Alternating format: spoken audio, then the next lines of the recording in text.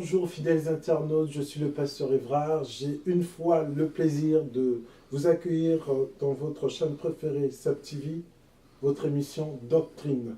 Aujourd'hui encore, j'ai pour vous plusieurs surprises et j'espère que vous ne serez pas déçus. À tout à l'heure.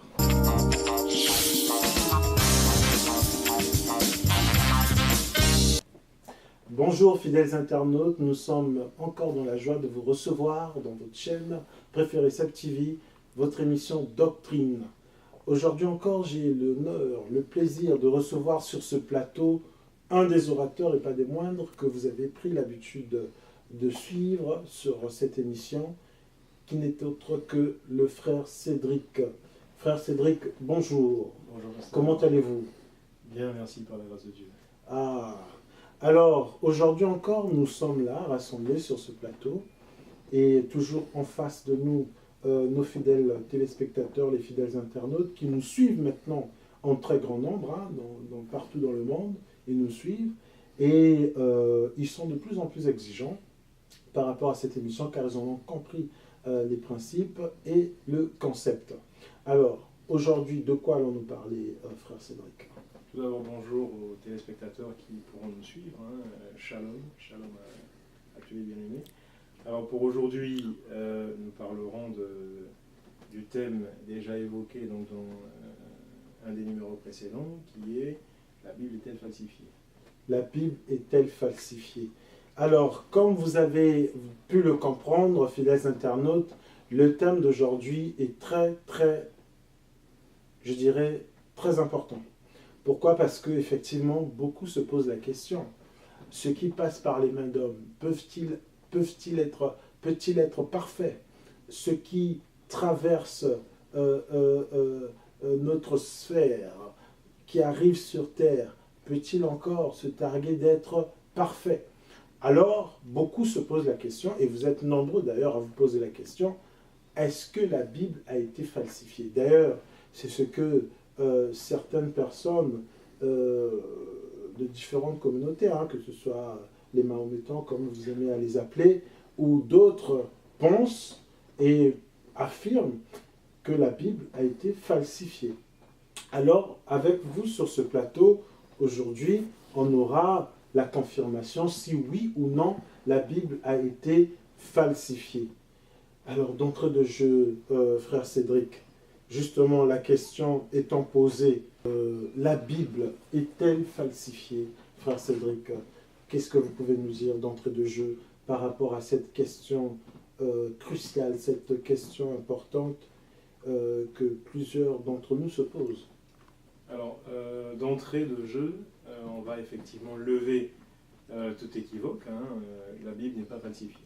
La Bible n'est pas falsifiée. Ah. La Bible n'est pas falsifiée et c'est ce à quoi on va s'atteler tout au long, en tout cas on va s'atteler à démontrer tout au long donc, de ce volet, tout au long de cet épisode entre guillemets, donc l'émission Doctrine, effectivement que la Bible n'est pas falsifiée. La Bible n'est pas falsifiée. Voilà. D'accord. Alors, donc, d'entrée de jeu, le frère Cédric nous apprend que la Bible n'est pas falsifiée, même si nombreux sont ceux, il n'y a peut-être pas les exégètes de la Bible, non, mais des scientifiques, des Mahométans, plusieurs personnes, en tout cas, pensent avec certitude, avec hardiesse, ils affirment que la Bible est falsifiée. Et donc, chers internautes, fidèles téléspectateurs, aujourd'hui, sur ce plateau Doctrine, le frère Cédric va, comme il a dit, s'atteler à démontrer que la Bible n'a pas été falsifiée. Mais, frère Cédric, la tâche est ardue pour aujourd'hui. Comment vous allez vous y prendre? Qu'est-ce qui vous rassure, vous, que la Bible n'a pas été falsifiée? Parce que la Bible, les textes sont passés d'une langue à une autre, il y a eu plusieurs traductions, il y a peut-être eu au cours de l'histoire des personnes malveillantes qui avaient intérêt que les Écritures saintes soient falsifiées.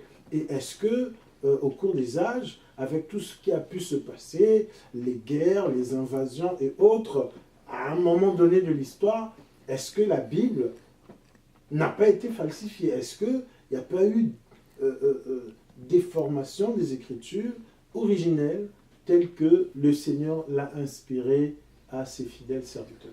Alors pour ce faire, nous allons proposer, on va dire, un plan qui est le suivant. Oui, Après, au fur et à mesure, on verra s'il y a lieu de rajouter des éléments.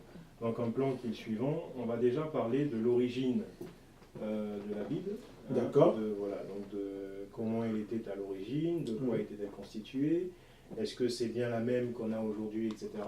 oui, Et puis ensuite on touchera tout ce qui est, parce que la Bible, tout le monde est sans ignorer qu'effectivement il y a cette partie qu'on appelle l'Ancien Testament et cette autre partie qu'on appelle le Nouveau Testament. exact. Donc dans la notion d'origine de la Bible, on va déjà évoquer l'aspect entre guillemets Ancien Testament, puis ensuite on va, plaise à Dieu, toucher l'aspect Nouveau Testament.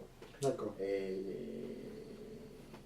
au cours, on va dire, au fil de notre discussion, on verra comment toucher la notion des traductions, des versions, de ce qui a pu se passer en ce qui est de la forme, etc. Et jusqu'à aujourd'hui. Alors, est-ce qu'il y a eu des rajouts? Est-ce qu'il y a eu des mauvaises interprétations? Mais est-ce que pour autant c'est falsifié? En tout cas, je propose que l'on procède comme ça. D'accord, ben, Déjà parler des origines. c'est un procédé qui, je crois, va convenir aux fidèles internautes, car c'est aussi, entre autres, pour eux que nous sommes là, car je rappelle en fait que dans cette émission Doctrine, l'objectif c'est vraiment que les points saillants soient évoqués et que nous puissions sortir toutes les zones d'ombre, que nous puissions vraiment éclaircir, à la lumière des Écritures bien sûr, toutes les zones d'ombre qui peuvent être constatées ça et là dans les Écritures, d'où le nom même prend tout son sens doctrine. Alors, votre procédé paraît bien. Alors, donc, l'origine de la Bible, justement, qu'est-ce qu'on peut dire sur l'origine de la Bible? Alors, sur l'origine de la Bible, je disais tantôt que la Bible est composée, on va dire, de deux parties. D'accord. Cette partie qu'on appelle l'Ancien Testament Oui. et cette autre partie qu'on appelle le Nouveau Testament. Mhm. Je vais essayer d'aller un peu plus vite sur ce paragraphe, entre guillemets, parce que c'est quelque chose que les chrétiens savent déjà. Oui. Au moins. Donc l'Ancien Testament, effectivement, les bien-aimés frères et sœurs le savent, donc est constitué de 39 livres, et le Nouveau Testament en est constitué de 27, ce qui nous fait donc un total de 66. Ça n'est peut-être pas le cas de certaines versions, mais avant de toucher les versions, comme je dis, on va déjà parler simplement des origines. Alors, en ce qui est de l'Ancien Testament, comme je disais, l'Ancien Testament, pour sa part, est écrit, en tout cas les 39 livres que nous retenons, quelles que soient les versions, est écrit d'abord en hébreu. Est écrit d'abord en hébreu, puis ensuite en araméen. Et l'Ancien Testament est écrit sous la forme de rouleaux. On parle de rouleau du livre. Donc on ne parle pas encore de codex. On verra plus tard ce que c'est que le codex. Donc on parle de rouleaux. Et il y a différents rouleaux. Il y a le rouleau des prophètes, donc plusieurs rouleaux différents, où il y a quasiment un rouleau pour chacun des prophètes. Les prophètes, vous les connaissez, hein, Jérémie, Ézéchiel, Ésaïe, Habakkuk, Malachi, Agé, Zacharie et j'en passe, Daniel et j'en passe. Le rouleau de la Torah, encore appelé la loi, et encore appelé aussi, pour que ce soit plus clair, le Pentateuque, donc les 5 livres de Genèse à, je crois que c'est Deutéronome, c'est ça? Oui, c'est voilà, ça. donc de Genèse à Deutéronome, il y a le Pentateuque, il y a donc le Pentateuque, comme je disais, encore appelé la loi, je m'y perds un petit peu, il y a les prophètes et il y a les psaumes. Donc pour l'Ancien Testament, c'est cela. Alors, à peu près vers quand on peut parler de rouleau du livre au niveau, puisqu'il est question des origines, là dans le premier point que nous développons, à peu près à quel moment, à quelle période de l'histoire donc des enfants de Jacob, on peut parler de rouleau du livre. Et bien, quand on va dans Néhémie chapitre 8, que nous n'allons pas lire, mais nous laissons le soin à ceux qui nous suivent, en tout cas qui auront l'occasion de nous suivre, donc d'aller vérifier ces choses-là. Dans Néhémie chapitre 8, on voit qu'il est demandé au scribe Esdras de lire en présence des enfants de Jacob le rouleau du livre qui avait été trouvé. Donc la notion de livre, la notion là qui est sous forme de rouleau ici, qui n'est pas encore sous forme de codex, on voit que déjà effectivement environ 8 siècles ou 10 siècles avant Jésus-Christ, on voit qu'il y a, en tout cas l'Ancien Testament existe déjà, non plus sur des tables de pierre, non plus sur des papyrus, etc., mais véritablement sous la forme donc de rouleaux du livre. Et il y a d'autres exemples que nous pouvons citer, et évidemment nous voyons aussi lorsque le Seigneur entre dans le temple et qu'il lui est remis le rouleau du prophète Ésaïe, où il dit, dans le rouleau du livre, il est question de moi. Donc l'Esprit du Seigneur m'a oint pour annoncer une année de grâce. Année de grâce que, bien aimés frères, vous avez eu l'occasion de partager avec notre frère Luceva. Le pasteur Bosco, oui. Voilà. Donc, en ce qui est de l'Ancien Testament, c'est cela. Maintenant, il faut dire aussi, pour clore ce chapitre, parce qu'encore une fois, sur l'Ancien Testament, il n'y aura pas beaucoup à dire. Ce qui va vraiment nous intéresser ici, c'est vraiment la partie Nouveau Testament. Comment est-ce que ça a été constitué en une sorte de corpus, c'est-à-dire les 27 livres. Puis ensuite, comment est-ce que ça a été greffé ou relié à l'Ancien Testament. C'est surtout ça qui va être pertinent ici. Alors, mais pour clore le chapitre sur l'Ancien Testament, avant donc qu'on en arrive au Nouveau, pour clore le chapitre, donc on a ces versions-là en hébreu, en araméen, et puis vers je pense que c'est le 3e siècle avant Jésus-Christ, on a, il est demandé à 70 scribes. Le chiffre est un peu ambigu, parce que d'autres historiens disent qu'il y en a 72, et l'historien juif Flavius Joseph dit qu'il y en avait 70. Donc tantôt 72, tantôt 70. Bon, à la limite, ça nous importe peu. Donc environ 70 scribes, il leur a été demandé à ces environ 70 scribes-là de rédiger pour les juifs, la communauté juive de la ville d'Alexandrie en Égypte, de rédiger la Bible en grec. Parce que ces juifs de la communauté, ces membres de la communauté juive d'Alexandrie ne comprenaient quasiment plus l'hébreu. Ne comprenaient plus ni l'hébreu, ni l'araméen. Donc il leur était demandé, du coup, d'avoir un livre, ou du moins les rouleaux du livre, c'est-à-dire ce que nous appelons, nous, chrétiens, l'Ancien Testament, de les avoir dans une langue qui leur était compréhensible, c'est-à-dire le grec. Donc à partir de là, chacun de ces 70 scribes ont fait des copies manuscrites donc des Bibles hébraïques, et ces copies ont été appelées la version Septante. Septante qui vient du fait qu'ils étaient environ 70 à avoir fait ça. Parce que j'évoque ce chapitre parce que justement quand on parlera du Nouveau Testament, le mot le mot version Septante va souvent revenir. Hein? Donc voilà un peu ce qu'on peut dire sur l'Ancien Testament, sur lequel je ne veux vraiment pas m'attarder. Alors, sur l'Ancien Testament, donc, nous avons eu la lumière sur l'origine concernant le rouleau du livre, qui est abordé dans certains passages justement de l'Ancien Testament, et donc le rouleau du livre. Alors, justement, pour la version Septante, les 70 ou 72 scribes qui traduisent la version hébraïque en grec. Alors, justement, est-ce que déjà, dans ce passage, est-ce que la copie a été conforme? Oui, on peut stipuler en tout cas que les copies ont été conformes, parce que les Juifs antiques avaient ceci de particulier, c'est que par rapport à tout ce qui touchait Yahweh, par rapport à tout ce qui touchait les saintes, entre guillemets, saintes écritures, par rapport à tout ce qui touchait cela, ils étaient très, très soucieux de préserver l'intégralité, la fidélité au texte. Hein, c'est au point que, un peu comme les mahométans d'aujourd'hui d'ailleurs, qui font beaucoup de manières pour pouvoir lire, toucher, etc., c'est au point que lorsqu'ils devaient prendre les manuscrits donc, hébreux, ils prenaient le soin de se laver les mains, de se laver tout le corps, etc. Ils prenaient le soin, en écrivant, lorsqu'il y avait une lettre qui avait été mal écrite, une lettre d'un seul mot, hein, qui avait été mal écrite, ils déchiraient la copie qu'ils étaient en train de faire, même s'il en était arrivé à je ne sais combien de mètres ou de kilomètres du rouleau, il déchirait tout le rouleau pour refaire à zéro. Donc vraiment, on a la conviction, et d'ailleurs on a des manuscrits, que ce soit de Qumran, que ce soit de la Mer Morte, qui rendent témoignage qu'effectivement, cette version dite de la Septante est fidèle aux versions hébraïques. Donc la version de la Septante est vraiment fidèle, et on peut se fier justement à cette version qui, en tout cas, traduit les écrits originels tels qu'ils ont été reçus par Dieu lui-même.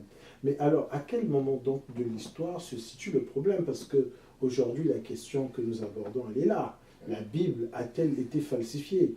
Et les fidèles internautes de partout le monde, tels qu'ils nous suivent, ils sont là, pendus à nos lèvres, pour avoir justement, aujourd'hui et maintenant, la confirmation sur cette question, parce que je ne pense pas qu'ils soient encore convaincus pour l'instant, mais peut-être qu'ils vont l'être à la fin de cette émission, ça j'en suis persuadé. Alors, à quel niveau de l'histoire se situe le problème? Le problème se situe, et j'espère qu'on pourra aller un petit peu plus vite, donc le problème se situe justement au niveau de ce que nous appelons Nouveau Testament. Nouveau Testament. Le problème se situe à ce niveau-là, c'est que, vous savez, par un concours un peu à la fois hasardeux et à la fois, je ne sais pas si on peut dire malencontreux, mais par un concours assez bizarre, hein, des choses assez étranges, voilà, je cherchais le mot, on va en arriver à la constitution de la Bible telle que nous l'avons aujourd'hui, c'est-à-dire Ancien et Nouveau Testament. Pour dire les choses simplement, un certain Marcion, un bien-aimé frère, un certain Marcion, qui alors a dû exister entre la fin du 1er siècle et le milieu du 2e siècle. Donc entre l'an, si je ne me trompe pas, on va parler approximativement, hein, entre l'an 80 de notre ère et l'an à peu près, me semble-t-il, 160, par là, hein, entre l'an 80 et l'an 160, donc la fin du 1er siècle et vers le milieu du 2e siècle. Il a existé un certain Marcion, fervent chrétien, bon frère au départ, etc. Et ce Marcion-là va, à un moment donné de sa vie chrétienne, se dire qu'il a reçu une révélation, une illumination particulière, qui est celle-ci. Il va se dire, ah ben tiens, il n'est pas possible que le Dieu de ce qu'on appelle donc l'Ancien Testament soit le même que le Dieu de ce que Jésus prêchait. Hein, que le Dieu que Jésus prêchait. Là, pour l'instant, je vais essayer de ne plus trop dire Nouveau Testament, bien que c'est de ça qu'il s'agit, bien que c'est de ça dont on va parler, le Nouveau. Mais je vais essayer de ne pas le dire parce que Marcion, en remontant même aux apôtres, hein, Pierre, Jacques, Jean, Paul, Apollos et compagnie, n'avaient pas ce que nous avons nous aujourd'hui en main, que nous appelons le Nouveau Testament. Ils n'avaient que l'Ancien Testament. Leur Bible à eux, si je puis dire, ça c'est une digression que je fais mais qui va être nécessaire, leur Bible à eux, si je puis dire, était exclusivement la Torah, les psaumes, les prophètes. Hein, donc était exclusivement ce que nous appelons, et puis les livres historiques, donc les rois, les chroniques, etc., hein, Ruth et compagnie.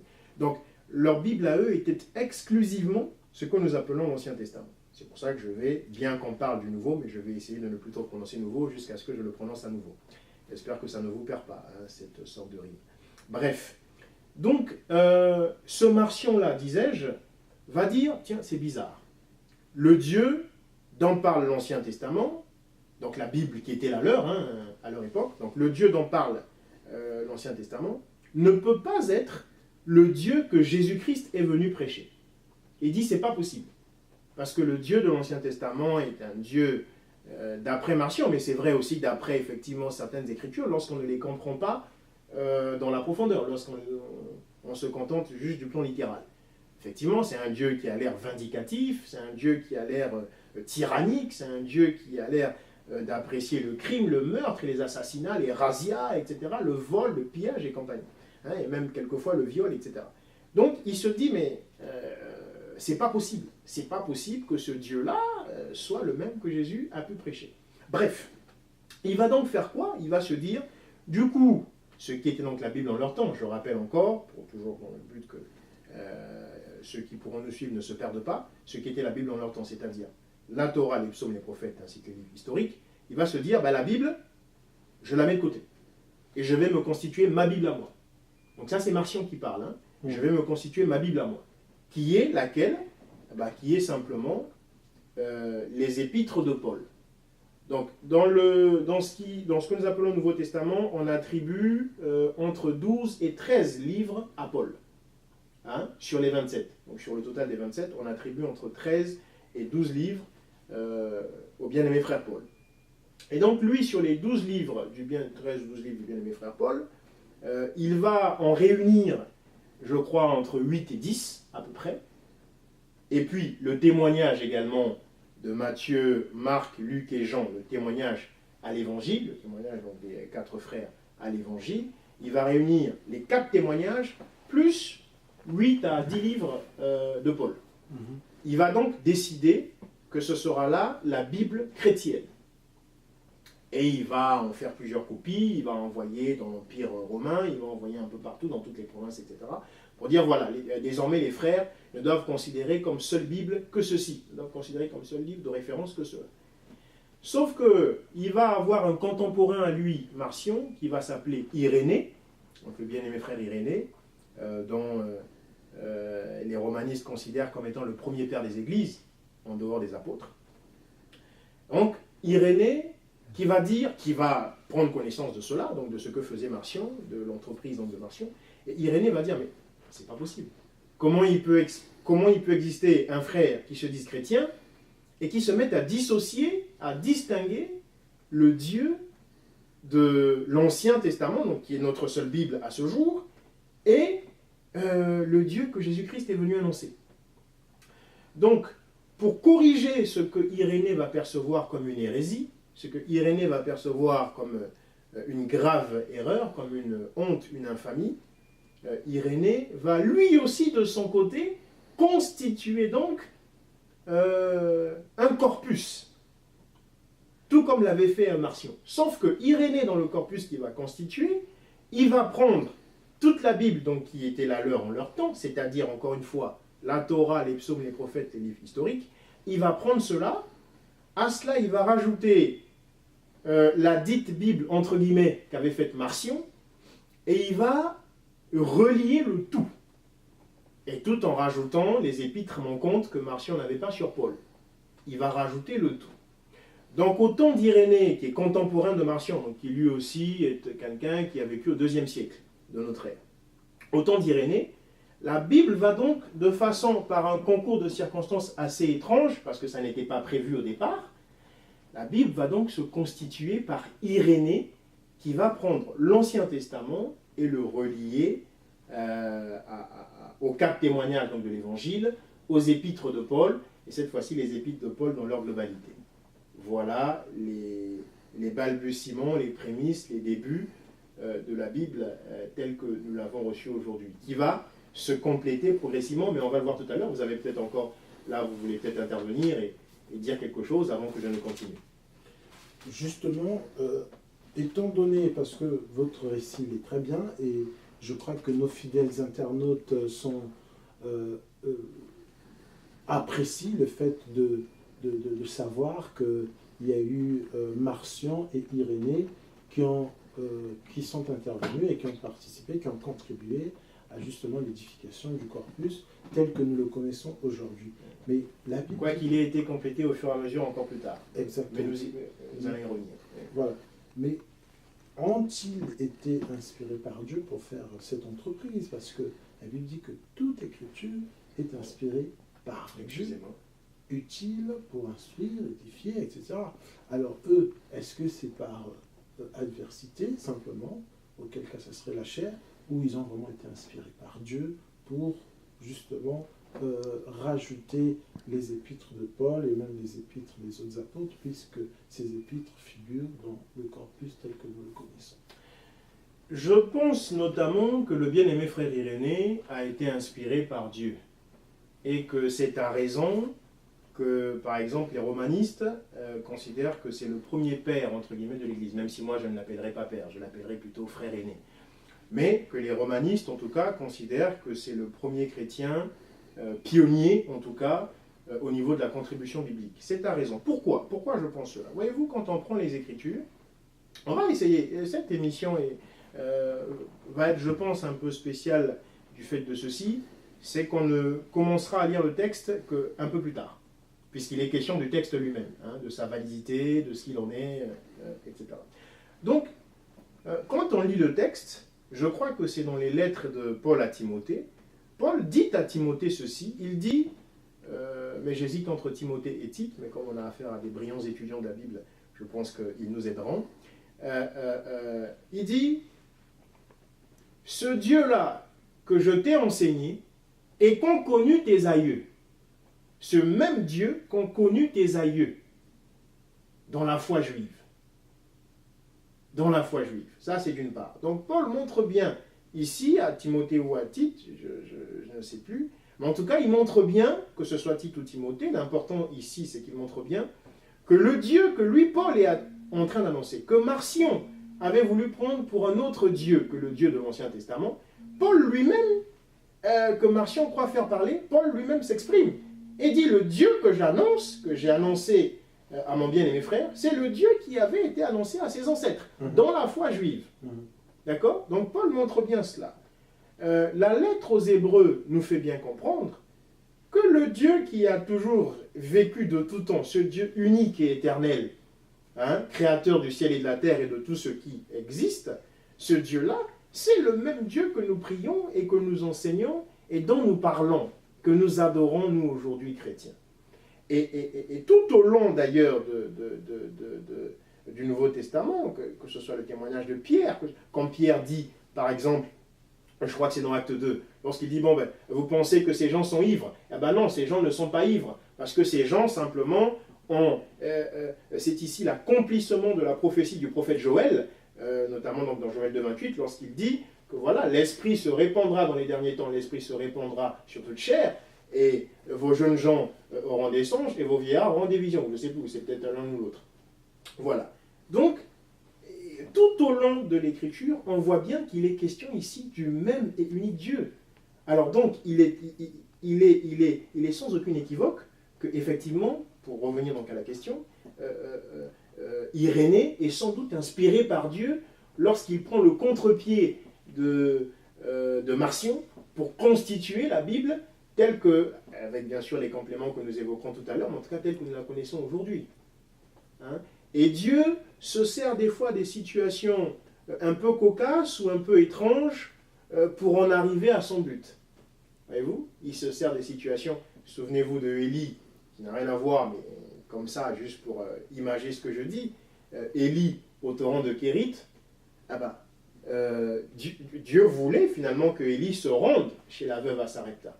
Sauf qu'avant d'y aller, ou du moins pour permettre à Élie d'y aller, Dieu va assécher le torrent de Kérit. Alors que, je veux dire, il aurait pu procéder autrement, mais il va choisir un moyen étrange qui est celui d'avoir asséché le torrent pour ensuite que Élie se plaigne et dise je ne peux plus rester là, je n'ai plus d'eau. Le Seigneur va lui dire je t'ai réservé quelque chose chez une veuve à Sarepta. Hein, et sans compter tous les exemples innombrables où notre Dieu se sert des fois des situations, on va dire, extrêmement étranges pour en arriver à l'accomplissement de sa volonté. D'accord. Donc, lorsqu'on arrive au cours de l'histoire de l'humanité, à Irénée, qui est justement considéré comme étant l'un des pères de l'Église, donc lui... Quasiment le premier. Voilà, quasiment le premier, exactement. Lui qui associe donc le rouleau du livre et qui associe l'œuvre de Marcion, qui les met ensemble pour former le corpus, ou on va dire le canon biblique avec les 66 livres qu'il comporte. Mais alors le problème se situe à quel niveau, puisque là il n'y a toujours pas de problème, même si on a rajouté les épîtres des apôtres, le problème se situe à quel niveau? Alors donc, à l'époque d'Irénée, la Bible que fait Irénée, il n'y a pas encore, on va dire, les 27 livres dans le Nouveau Testament. Parce qu'encore une fois, Irénée reprend l'œuvre de Marcion. Mais l'œuvre de Marcion, c'est quoi? C'est comme on a dit, et on va le redire, les 4 livres du témoignage à l'Évangile, donc Matthieu, Marc, Luc et Jean, et à peu près 8 livres de Paul.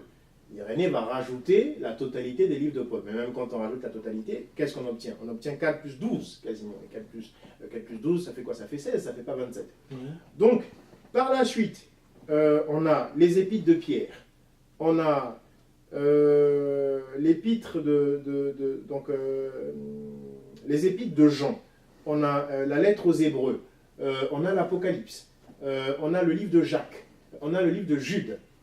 Donc tous ces livres-là vont être rajoutés les uns les autres jusqu'à quasiment au temps d'Augustin, donc jusqu'à quasiment au 5e siècle, hein, c'est-à-dire on est là dans les années 400. Voilà, jusque là, la Bible continue de se constituer, en tout cas telle que nous l'avons reçue nous aujourd'hui, elle continue de se constituer. Voilà. Donc au temps d'Irénée, on n'en est pas encore à 66. Même si, en tout cas, c'est lui qui en sort les prémices. Maintenant, le problème intervient à quel niveau? Le problème intervient au fait que ces lettres-là qui sont assemblées de ce qu'on a appelé le Nouveau Testament, que ce soit du temps d'Irénée qui a eu le premier l'initiative de le faire pour prendre le contre-pied de Marcion, que ce soit au temps d'Augustin où le corpus biblique, ça y est assemblé et on a bien les 66 livres, le problème est à quel niveau? Le problème est à ce niveau que ces épîtres-là sont des manuscrits, parce que l'imprimerie n'existe pas encore. L'imprimerie n'existant pas encore, effectivement, tous n'écrivent des livres qu'à la main. Justement. Et ils sont écrits dans des langues. Ces langues-là, en tout cas pour les épîtres donc, du Nouveau Testament, les manuscrits originaux sont écrits en grec. Sont écrits en grec. Et le problème intervient à partir du moment où ces écrits-là passent du grec au latin. Et ça, c'est à l'époque d'Augustin. Ça, c'est même un peu avant Augustin, c'est à partir du moment où l'église romaniste se constitue. Donc à partir de 325, où l'église romaniste se constitue de façon officielle. L'église romaniste, pour certains, il faut expliquer. L'église catholique romaine. Voilà. Donc l'église catholique romaine se constitue, en tout cas de façon officielle, en 325, donc au concile de Nicée. C'est à partir de là qu'on décide de traduire tous les manuscrits, donc qui étaient en grec, en latin. Parce que, à partir du concile de Nicée, on va faire du latin la langue officielle de l'Église. Et la seule langue d'ailleurs autorisée de l'Église. La seule langue autorisée. Vous savez, le problème c'est celui-là, c'est que c'est à partir du moment où on passe donc de la traduction, j'y arrive, du grec au latin. Vous savez, les langues antiques ont ceci de particulier, que ce soit l'hébreu, l'araméen, le phénicien ou même le grec, pour ne prendre que le grec. Les langues antiques ont ceci de particulier, c'est que ce sont des langues où on a des phrases qui n'ont, par exemple, pas forcément d'articles en termes de syntaxe. Il n'y a pas forcément d'articles. Quelquefois même, il n'y a pas forcément de conjonction. Par exemple, pour ne citer que les conjonctions de coordination, le fameux « mais où est donc Ornicard ?» Il n'y a pas forcément, par exemple, pour citer juste un exemple, on va dire, Jésus-Christ, notre Dieu, Père, la grâce, donnée, etc. Donc les phrases sont constituées de telle manière que, quand on les traduit, si on garde la traduction telle qu'elle, en tout cas littéralement, on risque de ne pas s'y retrouver. En tout cas dans nos langues modernes, en sachant que la première langue moderne se trouve être le latin. En tout cas en Europe, j'entends bien. Donc, si on garde, pour ne citer que le cas de l'Europe, puisque finalement nos églises à nous dérivent de l'église d'Europe, au final. Donc, si on garde certaines phrases sans y mettre des articles de façon à ce que ce soit compréhensible, ce ne sera pas compréhensible. Le texte sera un texte barbare. Du coup, les traducteurs donc, qui sont passés du grec au latin se sont trouvés dans des situations où des fois, ils ont dû rajouter que ce soit des articles, que ce soit des conjonctions, etc. Sauf qu'en le faisant, il y en a quelques-uns qui disent « Ah ben non, là on a rajouté un article à l'endroit où il ne fallait pas, ça modifie le sens de la phrase. Ou encore, là on a rajouté l'article et ça donne un autre sens, là on a rajouté une conjonction et voilà. Voilà. Donc c'est surtout à ce niveau-là que se situent, on va dire, les débats. D'accord. Ou le souci. Ou le souci, effectivement, le souci, parce qu'il est question de ça, puisque la question initiale de cette émission, de ce numéro d'aujourd'hui sur l'émission Doctrine, c'est de savoir si la Bible a été falsifiée ou non. Et d'entrée de jeu, frère Cédric répond tout de suite, sans transiger, sans tergiverser, que la réponse c'est non. Et justement, là nous sommes dans le développement de l'histoire, de la constitution de la Bible en tant que corpus tel que nous la connaissons aujourd'hui. Alors donc nous arrivons dans cette époque où du grec s'est traduit au latin, parce que le latin est une langue moderne à cette époque-là, donc une langue qui est répandue dans l'Empire romain, Voilà. hein, certainement que ce soit du côté de l'Occident ou du côté de l'Orient, c'est le latin Exactement. qui est répandu, et donc la nécessité est de traduire donc les textes, les écritures en latin. Alors, on traduit en latin, on rajoute des articles, et est-ce que à ce moment-là le sens change? Est-ce que le problème intervient à ce moment précis où on passe du grec au latin? Effectivement, le problème intervient de facto pour la simple raison que, vous savez, ceux qui font ce travail de traduction, ces frères, Oui, qui pour la plupart sont des moines, des évêques, etc., romanistes, encore faut-il le préciser, donc de l'Église catholique romaine, pour ceux qui voudraient de plus en précision. Donc, des moines, des évêques romanistes sont, pour la plupart d'entre eux, si ce n'est tous, sont dans leur quasi-totalité trinitaires. Sont dans leur quasi-totalité trinitaires. trinitaire, pour expliquer à certaines personnes. Trinitaire, c'est-à-dire confessant un Dieu en trois personnes. Hein, un Dieu unique, mais formé par trois personnes, qui seraient le Père, le Fils et le Saint-Esprit. Voilà, pour faire court et vraiment plus ou moins caricatural. Mais c'est cela en tout cas. Donc, sont pour la plupart trinitaires. Alors, le souci ici est donc déjà, d'une part, un souci d'influence de l'apport trinitaire au niveau de la traduction, d'une part, et d'autre part, un autre souci qui est quand même, c'est-à-dire que même si ces gens-là n'avaient pas été les trinitaires, il y aurait quand même eu, ou du moins on se serait quand même posé le souci de savoir si les traductions ont été fidèles. Parce qu'à partir du moment où un texte passe d'une langue à une autre, le souci c'est de savoir est-ce que la traduction a été fidèle, sans même qu'il n'y ait d'a priori sur trinitaire ou pas trinitaire. Simplement on se dit est-ce que le texte est fidèle, etc. C'est pour ça par exemple que, pour ne citer que les mahométans, certains d'entre eux sont persuadés que les Corans en français, par exemple, ne sont pas valides. Que pour eux, ce n'est pas des Corans. Que les seuls Corans valides sont les Corans en arabe, parce qu'à partir du moment où il y a une traduction, ça allège, ça, entre guillemets, frelate, ou du moins ça peut alléger, ou ça peut frelater le texte. Voilà. Mais justement, est-ce qu'il n'y a pas un souci en étant dans cette... peut-être ça sera le cas d'ouvrir une parenthèse sur les mahométans, parce que eux, justement, considèrent que la Bible a été falsifiée. Et là, vous répondez de façon globale que la Bible n'a pas été falsifiée, et je ne sais pas si ça pourra permettre de les convaincre.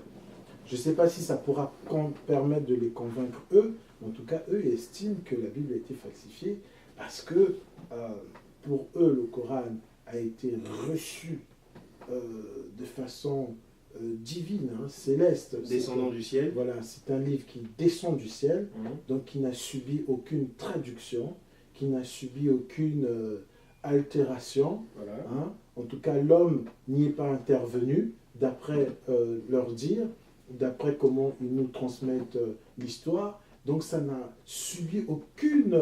voilà, l'homme en tout cas n'a eu aucun apport par rapport... Et par contre, la Bible, telle que vous êtes en train de nous décrire l'histoire dans votre développement, nous constatons que des tablettes à nos jours, il y a eu beaucoup de choses. Il y a eu beaucoup On est passé sous différentes formes. Ah oui, il y a peut-être eu une virgule de trop, ou un accent mal placé.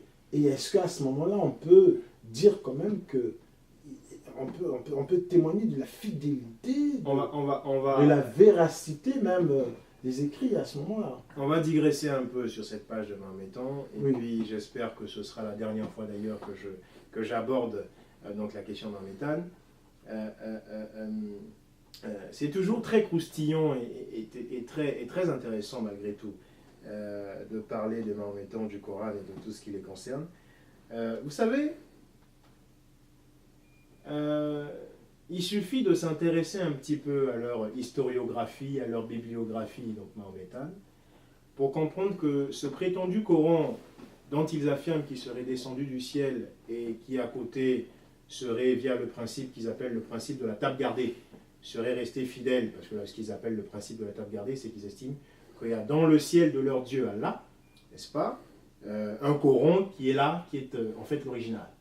Et que le Coran que eux possèdent serait une copie de cet original qui serait dans le ciel.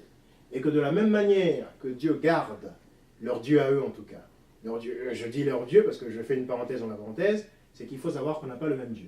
Ah, Hein, ça c'est quelque chose qui doit être tranché tout de suite. mais vous Le avez Dieu mahométan n'est pas le Dieu chrétien. vous savez, En tout cas n'est pas le Dieu juif. vos propos sont N'est lourds. pas le Dieu de la Bible. Soit, mais comme ce n'est pas le sujet, donc on va essayer d'aller vite simplement sur la digression mahométane. Donc leur Dieu Allah a dans son ciel à lui, qui est très lubrique, hein, encore faut-il le rappeler, on a les houris, on a des petits garçons qui restent jeunes éternellement, etc., pour des pratiques sexuelles dont on pourrait revenir, dont on pourrait dire beaucoup, mais enfin bon, bref. Donc dans ce paradis lubrique, il y a le Dieu Allah qui veille sur son livre qui s'appelle le Coran. Et que de la même manière qu'il veille sur son livre qui s'appelle le Coran dans le ciel, de la même manière sur la terre, il veille sur ce Coran qui en fait est une copie de celui qui existe dans le ciel. Sauf que, s'il est descendu du ciel, ça n'est pas censé être une copie. Normalement, cette table gardée dans le ciel devrait être vide. C'est-à-dire, ça serait le Coran qui était donc sur cette table gardée, selon leur principe à eux, qui serait descendu, et non une copie. Parce que le même Coran qui est là, qui finalement est une copie d'après cette affaire de principe gardé, ne dit nullement qu'il est une copie. Il prétend qu'il est un original. Donc, première contradiction. Maintenant, s'il est descendu du ciel, il devrait être descendu en tant que copie dans la même forme que l'original. Mais la forme de l'original, c'est quoi? Quand il est descendu du ciel, le Coran avait quelle forme? Il était sur des os d'autruche. Il était sur des os d'autruche, sur des feuilles de rameaux, etc. Muhammad, qui reçoit soi-disant cette révélation, va noter la révélation sur des os d'autruche, et non pas sur le Coran tel qu'on l'a sous forme imprimée, à l'imprimerie, etc., ni même sur des rouleaux du livre, comme c'était le cas à l'époque. Parce qu'au temps de Mahomet, qui existait en 600, donc au 7e siècle, hein, qui serait mort, je pense, en 600 je ne sais pas combien, enfin, qui a reçu sa révélation en 600 quelque chose, donc au 7e siècle, pour faire court, au 7e siècle, l'imprimerie n'existe pas. Donc les seules formes de livres qui existent, c'est les rouleaux de livres ou des papyrus. Et donc Mahomet va recevoir ça, même pas dans des rouleaux de livres, même pas dans des papyrus. Il va recevoir ça sur des os d'autruche. Il va écrire sur des os d'autruche. Il va écrire sur des feuilles de rameaux ou de palmiers ou que sais-je. Et ce sont ces feuilles de palmier qui sont descendues du ciel? Nullement. Nullement. Donc c'est une imposture, c'est une usurpation de bout en bout. Et pour clore cette page mahométane de façon ferme et de façon quasi irréversible, il faut savoir que Dieu, en tout cas notre Dieu à nous, puisque eux prétendent, moi j'affirme que nous n'avons pas le même Dieu, mais à supposer que ce soit le même Dieu, puisque eux prétendent que c'est le cas, il faut savoir que notre Dieu à nous, le Dieu de la Bible, ne traite avec les peuples que via des alliances. Il ne traite avec les peuples que via des alliances. Nullement, nullement, nullement, il ne peut se permettre de traiter avec un peuple en dehors d'une alliance.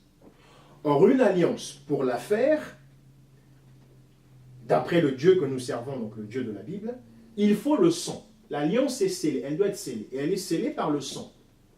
Dans Exode 20, vers le verset 4, là-bas, ou du moins à partir du verset 4 et jusqu'à plus loin, on peut voir que Dieu, au travers de Moïse, dit « Voici le sang qui a été fait pour votre alliance, pour l'alliance sur laquelle Dieu nous prend. Le sang des animaux, qui était un sang impur. lorsque l'on vient dans Matthieu chapitre 26, pour aller en courant du temps, donc au jour de la chair de notre Seigneur Jésus, quelques heures avant la croix, lors du dîner pascal, il dit, voici le sang que vous boirez, qui est le sang de l'alliance. Il dit, voilà, ce vin est l'image du sang, qui est mon sang à moi, qui coule à la croix, et qui est le sang de l'alliance nouvelle. Voyez-vous? Oui. Donc, les Juifs étaient dans une alliance que nous, chrétiens, nous appelons ancienne alliance. Elle a été scellée par le sang des animaux, que Moïse a égorgé, etc. Et ce sang, il a pris le sang, il l'a versé sur le peuple. Le Seigneur a aussi pris son sang à lui à la croix, qu'il répand sur son peuple, qui est donc le sang pour la nouvelle alliance. Eux, qui ont refusé l'alliance de Moïse, puisqu'ils n'y sont pas, ils ne se considèrent pas comme juifs. Ceux qui sont dans l'alliance de Moïse se considèrent juifs. Eux ne sont pas juifs, donc ils ne sont pas dans l'alliance de Moïse. Eux ne sont pas chrétiens, donc ils ne sont pas dans l'alliance de Golgotha, l'alliance de Moïse étant l'alliance du Sinaï. Ils ne sont pas dans l'alliance du mont Crâne, c'est-à-dire l'alliance de la croix, l'alliance de Jésus-Christ. Bon, dans quelle alliance sont-ils? C'est la question à se poser. On ne peut pas servir Dieu en dehors de l'alliance. Ils servent quel Dieu avec quelle alliance? S'ils me disent l'alliance que Mahomet nous a apportée, soit, mais l'alliance se scelle par le sang. Mahomet a scellé leur alliance avec quel sang? Avec son sang à lui? Avec quel sang? Lui qui est un pécheur, qui a un sang impur, et qui est mort d'une mort où le sang n'a pas coulé, parce qu'il a été mort empoisonné par une esclave juive qu'il a violée, dont il a tué le père, dont il a tué le frère, dont il a tué le mari, et qu'il a violé le même jour où il a tué et le père, et le frère, et le mari, après qu'il ait fait la prise de la ville qu'ils appelaient Kaïbar. Et voilà que cette juive, dont je ne sais plus le nom, mais cette femme juive, va lui donner à manger un agneau, ou un mouton, que sais-je, et qu'elle va empoisonner, qu'elle va prendre le soin d'empoisonner. Il est mort d'une mort où le sang n'a pas coulé, il est mort empoisonné. Donc où est le sang de quelle alliance? C'est pourquoi je leur dis encore ici, mais je le dis avec amour, je le dis avec fermeté, mais avec amour. Et donc je leur dis, s'ils ne viennent pas à la seule alliance qui a cours actuellement, qui est l'alliance nouvelle, qui est l'alliance en Jésus-Christ, s'ils ne viennent pas à cette alliance, ils sont perdus pour l'éternité. Pour l'éternité. Mais ceux d'entre eux qui franchissent le pas, qui viennent dans l'alliance nouvelle, ceux-là sont sauvés pour l'éternité. Voilà, donc nous avons conclu cette digression sur la page mahométane. Alors donc, chers mahométans, nous vous aimons. Rentrez rapidement dans l'alliance actuelle, la nouvelle alliance, sinon vous serez retrouvés dans Apocalypse 20, verset 14. Et là, c'est grave.